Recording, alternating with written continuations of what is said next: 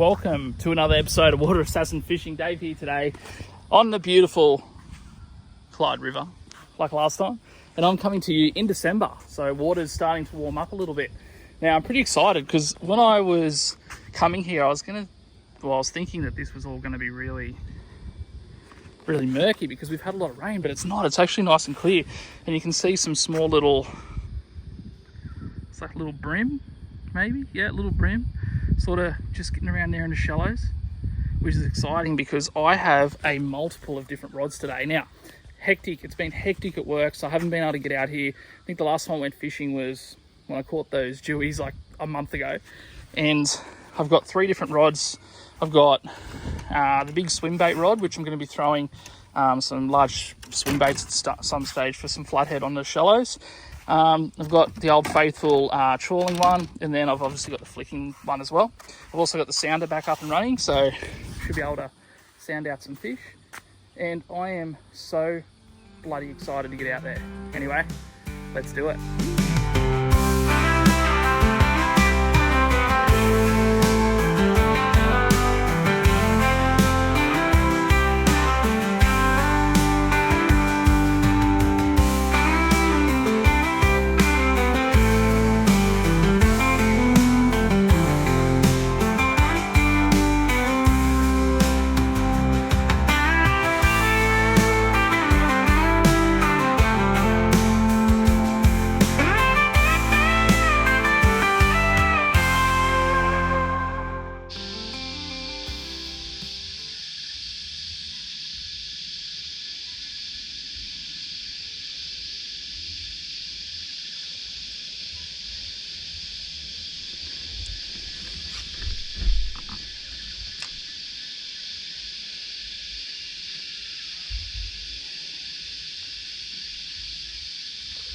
Yep.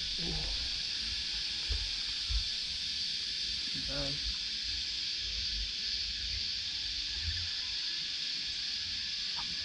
Righto. This little splash prawn, MMD splash prawn, I'm just going to cast it over the top of this sandbank, which is just along here. It's like a little surface lure, and it gets pretty shallow on that little bank over there. I think it might be about half a metre deep. And if there's a flathead sitting on the edge of this sandbank, which I know there is, then a little a little surface lure like this might be just what it's looking for. It's gonna make it look like a prawn. Don't have to bring it back too quick. Hear that popping noise? That's what we're looking for.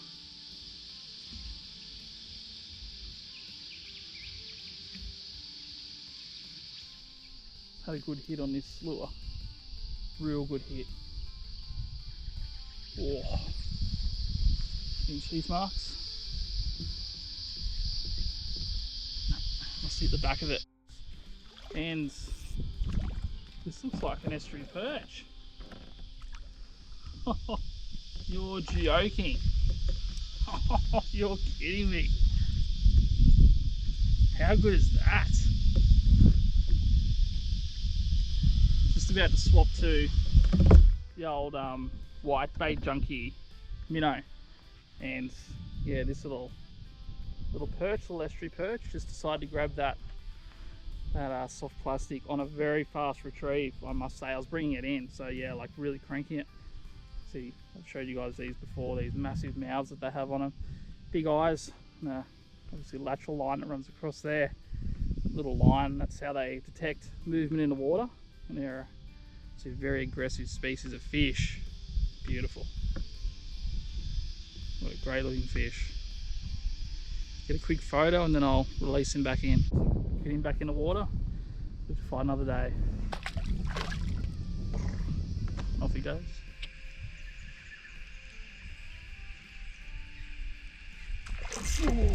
Oh.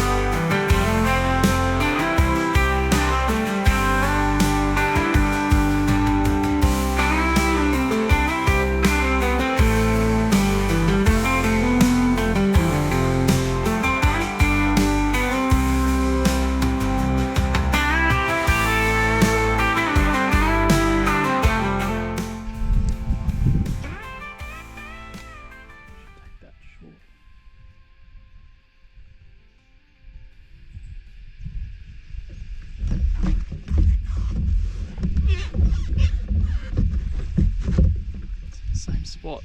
There we go. Now we're on. Oh yes!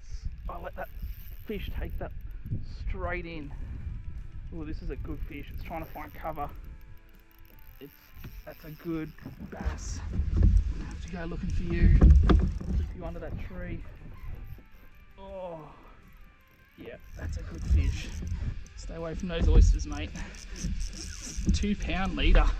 This is on 2 pound. That's a big fish. That's huge. That is huge. What is that? This is a epic fish. Oh mate, stay on. Oh. Oh wow. What is that? This is huge. Oh my God, that is massive. What the hell? That is the biggest perch I've ever seen. What the hell? You just see, I just let that take that. Oh, I saw it take that like bug off the top. Oh, that is a huge bass. Huge estuary perch, I should say. What the hell? Oh. Right guys, I'm gonna have to get you on trawl camp. I'd say that's easy 40 where the tail is there. Call that about a 42. Wow, sorry guys, just charged my GoPro again. It's having some issues at the moment, but how good is that? That is definitely my PB Estuary Perch. 43 centimetres. It's on the way back to where it was from, but yeah, that was amazing, that catch. Just goes to show, doesn't it? You know, like, oh, that's a big stingray there. Stingray over here having a look at my lure. I'm gonna go back over there because I reckon there's more around. Anyway, we still need something for dinner, and I'm running very low on camera storage, so hopefully I can get something before I run out of battery. That's an angry storm coming for sure. I'm gonna have to hunt down as soon as I can. Do not have enough time to make that. Can't good. We're gonna crash.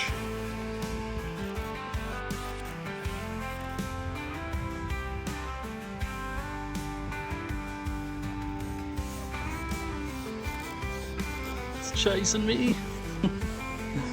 Oh my God, this is gonna make it interesting time. Crazy.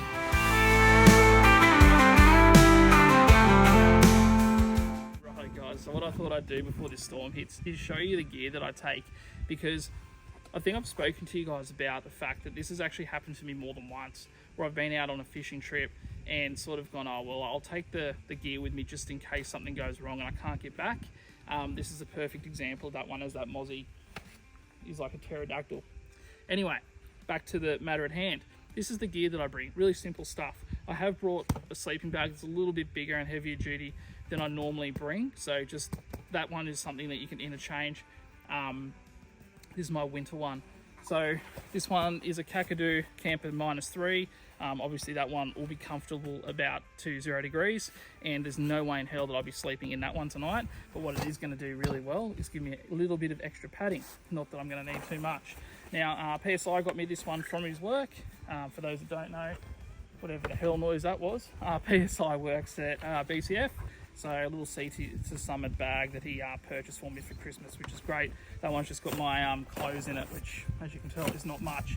It's emergency clothes. Now, you've seen me do a review of this a few times. It's called the Denali Kakadu 2. Best thing about that, as I get smashed by a mosquito, is the fact that that just fits really easily in the front of that kayak, in the hatch, and it's just ready to go all the time. So it's a little two-person like sort of hiking tent, but it works fantastic for this kind of kayak camping. Over in here, I have my mattress. This one's an Airlight 5.5 by Mountain Designs. Both of these products here, I actually bought at Anaconda, sorry BCF. And then in the front of this one, I also carry just my little blow up pillow, just that one, just there. It's a great little pillow, so that all fits in there. As I get hit by yet another mosquito. There you go. It's all happening. Now over in this bag, this is one of the two bags that I carry at all times with me. This one here, they're exactly the same, by the way. I actually don't know the name of them. It's a Dune 4-wheel drive bag there, again purchased at Anaconda. In there, I've just got pretty much everything I need to cook. So I'm not going to get all that out. I'll do a review of it a bit later. I'm getting absolutely destroyed here by mozzies, but I'll talk you through all that sort of stuff in a second.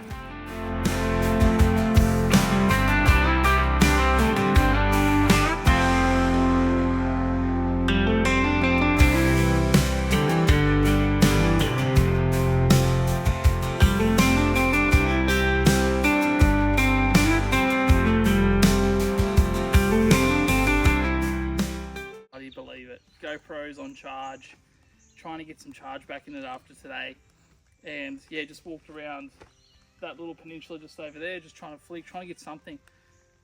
38 centimeter brim off the surface, sugar pen just around the corner, so doesn't get much better than that. So I've filtered the brim, the GoPro's just on charge, the phone's got about 10%, so not very long. So I'm going to do this part of this now. I'll show you what I've got in here. So I've got the olive oil, I've got some fish, some tacos. I actually don't know what else I've got. Oh yeah, jet boil, which has got sauce all over it from the barbecue sauce that's leaked everywhere. Anyway, we have to clean that up. What else have we got in here? We've got sardines. Would have been right, we could have eaten that. Pro fuel, knife. Some other goods and bits and pieces. You can tell I actually don't know what I've got in here, can't you? That famous Texan pixie dust that you guys have seen a million times. I have to try and clean this barbecue. As the rain comes down on this beautiful afternoon, I'm going to start to get some veggies ready. Yes, beautiful wife, I am cooking veggies, if you want to call it that. Spring onion, because we are having fish tacos tonight. Now, cut up here. Don't mind the old spring onion. It's one of those few vegetables that I actually don't mind eating. I'm just going to cut them up nice and thin. So heaps of spring onion.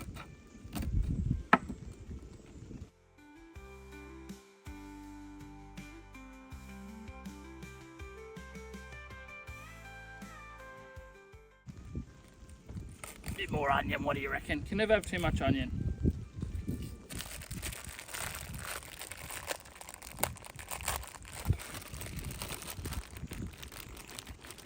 Gets a little bit tricky. Now I've leveled off the ground as well as I can. I don't have much gas left. To be fair, I actually don't know if I'm going to be able to cook very much of this at all. As the rain continues to fall, to make sure I've got everything packed away, because this wind's picked up as well. That's right. I will be fine for those going, shouldn't be out in this. Righto. That's going to go there. On top of that goes that little device. Pack everything away that we don't need. I'm going to need a pan, aren't I? A little pan just here. So I'm just going to heat this up. Looks pretty level. The old burner going. I just got this little pan actually not long ago. It was like $5. Hard to go wrong with $5 in it.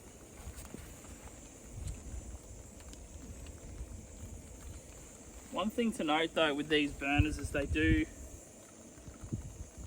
burn super hot, so good idea to just check it before you go giving it 20 kids. Grill it on that. I'm going to cut this brim up into smaller chunks just because it's not the biggest pan in the world.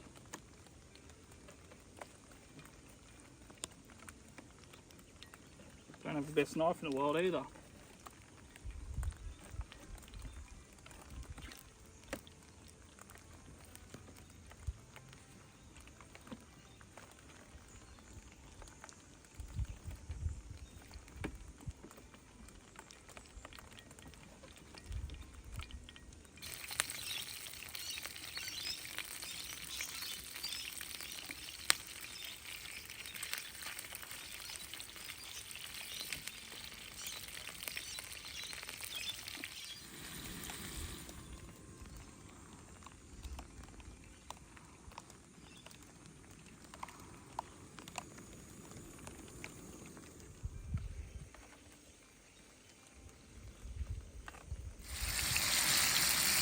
I reckon that is cooked.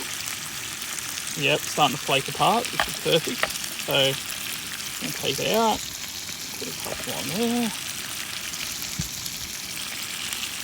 Plenty of this stuff. So bit of the old liquid nails, the old sweet chili mayonnaise. Yeah, on top of both of them, beautiful.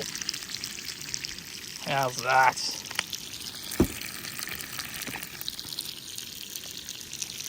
A bit more pixie dust just for the road.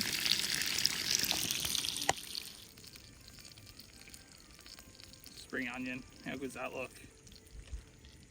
And then over the top, just going to throw some of this. I've got carrot, beetroot, and little bits of sprouts in that, finely chopped up.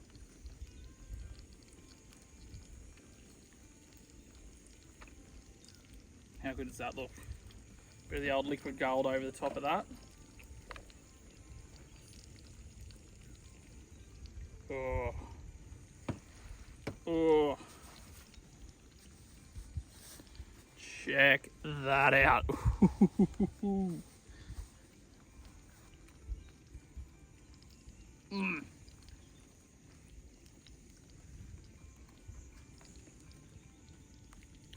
It tastes as good as it looks.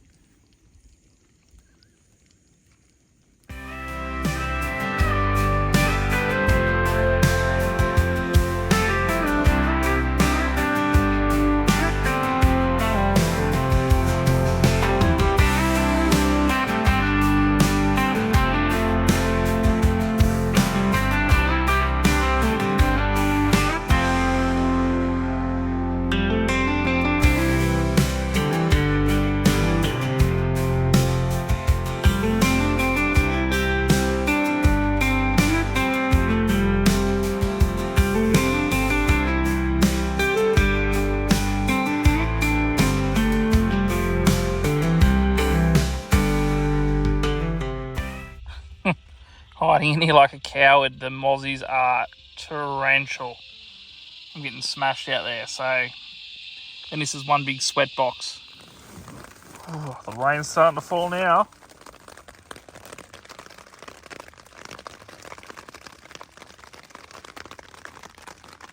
Big storm coming. Big storm coming. Lightning everywhere.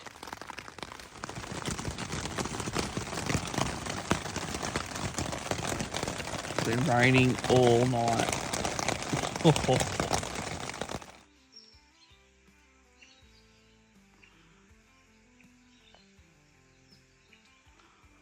And here we are, day 2. Just getting set up. It was a bit of a long night last night.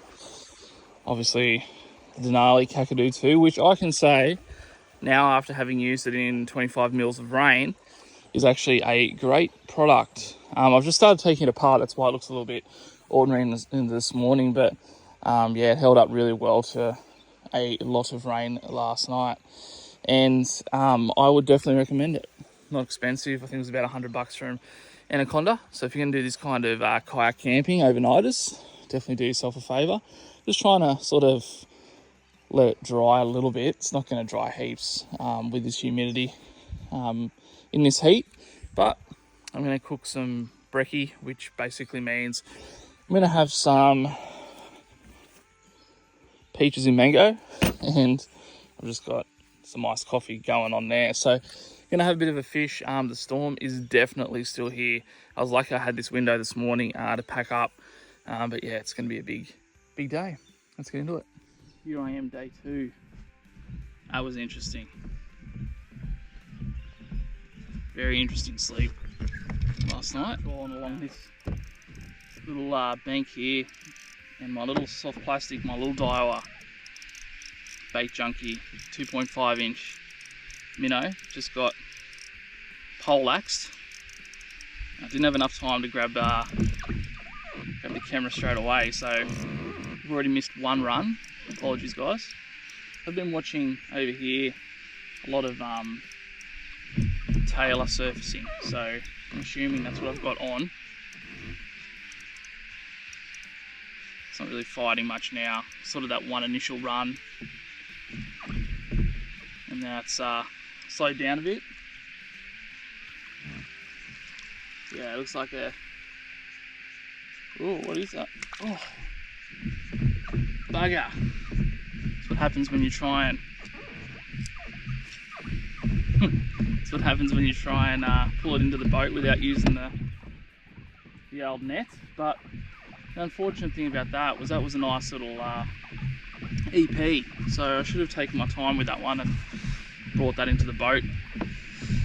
But anyway, how good is this? It doesn't get much better, does it? Sort of just trawling here along beautiful shores of the Clyde River after a massive storm hit last night, in which case I had to seek refuge. Well, I didn't have to. I'm always really prepared for that kind of thing, so it was definitely easier though to set up camp and wait it out and try and get back to the up current and into the winds than it was to get back home. So I'm glad I made that decision, because I'm still out here. But unfortunately, it means that I had to sleep all night in a absolutely stinking hot little hot box in that tent, in like the most insane humidity I've ever slept in. Got through it though. And Pelican just over here, sitting there watching me.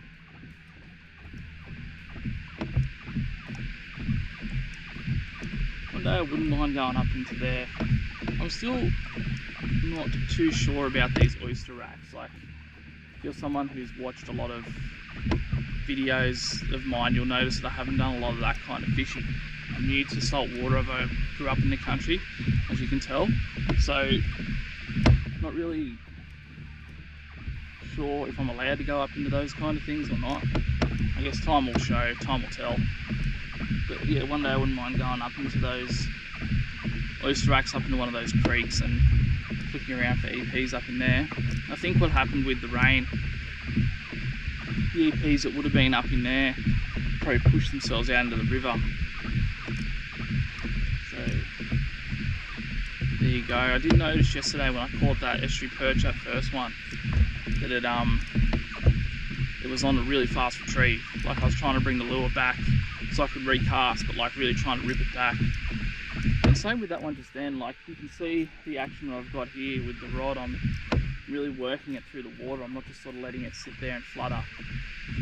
And it shows me that these Estuary Perch are very aggressive. Like that huge one I got yesterday, that hitting the surface, that was a bit the same. Yeah, it's crazy, isn't it? Trying to outsmart these fish. You can see we're coming up onto, well, we've got a receding tide at the moment, and all these mud banks now are starting to become more pronounced. And you can hear the cicadas as well, sort of chirping away. And I know yesterday where I caught that EP, There is a creek that sort of does push out. I'm not sure how far out. And it's probably not the best time to try and get up in there and have a look on the receding tide, but definitely for next time. Next time maybe I'll do creeks with oyster racks. I'll find out a bit more about what I can do, and then I'll push up into one of these really small narrow creeks and see what lives up in there.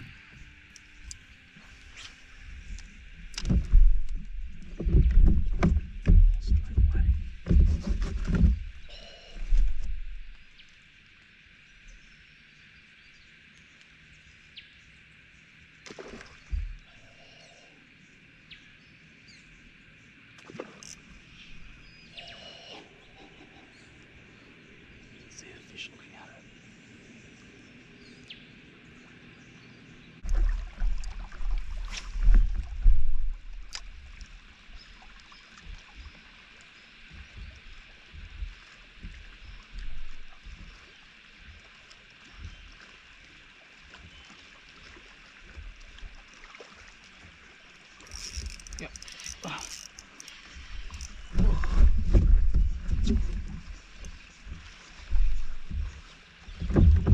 Get it out. Go to that spot. Yes. What is that? Another little EP.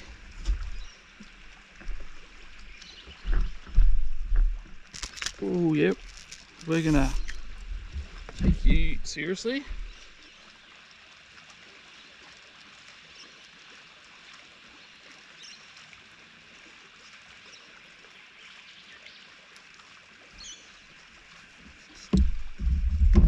A little beautiful EP. Clyde River EP. How good's he look? Oh, off the cicada. It's a great little fishing spot. Get a quick photo and we'll release him back into the water.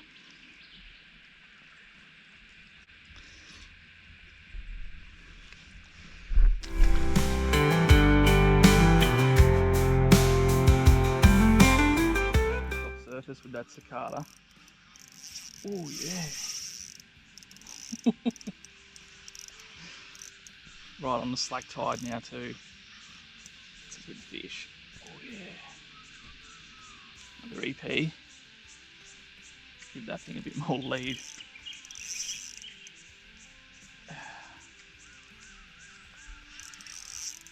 Oh yeah, it's a great fish.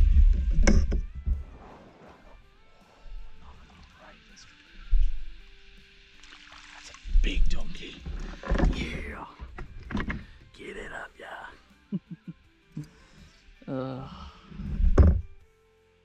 How good is this kind of fishing? So good. Another great EP.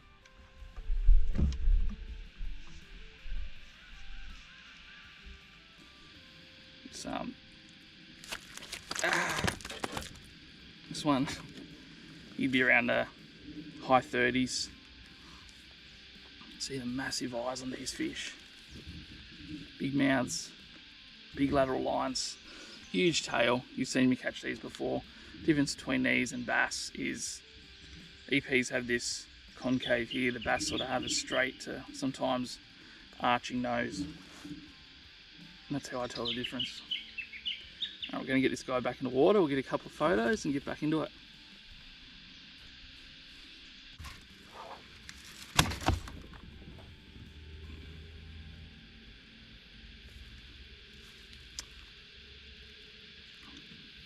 They hurt a lot.